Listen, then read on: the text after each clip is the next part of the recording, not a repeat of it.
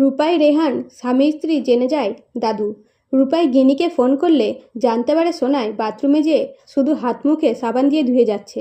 এই কথা শুনে রূপাই বলে, কাকিমণি চিন্তা করো না, যে ব্যক্তির জন্য সোনাইয়ের এই অবস্থা হয়েছে তাকে আমি ছাড়বো না, এখন ফোন রাখছি। এরপরে ম্যানেজার এসে চিন্তা করলে রূপাই বলে, কি হয়েছে? তখন ম্যানেজার বলে, বাড়িতে অতিথি এসেছে, কর্তাবাবার খাবার সময়ও হতে যাচ্ছে, অথচ রাঁধুনি আজকে আসবে না, সবাই আজকে ছুটি নিয়েছে।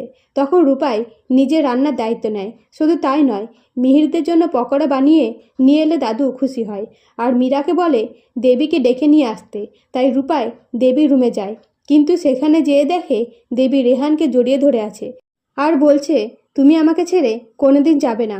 আর রেহানও বলছে, আমি তোমাকে ছেড়ে যাব না। সেই সময় রূপাই কষ্টে বলে, অসাধারণ। এবং রেহানকে কথা শোনালে দেবী বলে, তুমি কে যে আমাদের মধ্যে কথা বলছো? তুমি এত সাহস পাচ্ছ কোথা থেকে? নার্স তোমার কে হয়? তখন রূপাই বলে, আপনার নার্সকে জিজ্ঞেস করুন আমি কে। তখন রেহান রূপাইকে সাইডে নিয়ে যেয়ে বলে, রূপাই তুমি এসব কি করছো? দেবী ম্যাডাম মানসিক অসুস্থ, তাকে সুস্থ করতে এসব করছি।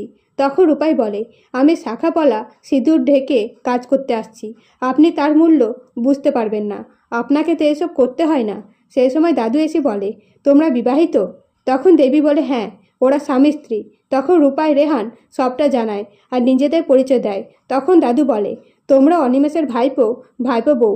বাজে লোকটার মতো কোচ যাকে ছোবে সে ভালো থাকবে না। এদিকে রূপাইয়ের কাকি সোনাইকে নিয়ে চিন্তা করলে রূপাই বলে, চিন্তা করো না, শুধু সোনাইকে চোখে চোখে রাখো, ভেতর থেকে যেন দরজা জানলা বন্ধ না করে। আমি একাডেমিতে যেয়ে খোঁজ নিয়ে আসবো। তো বন্ধুরা, ভিডিওটা ভালো লাগলে সাবস্ক্রাইব করে পাশে থাকবেন। ধন্যবাদ।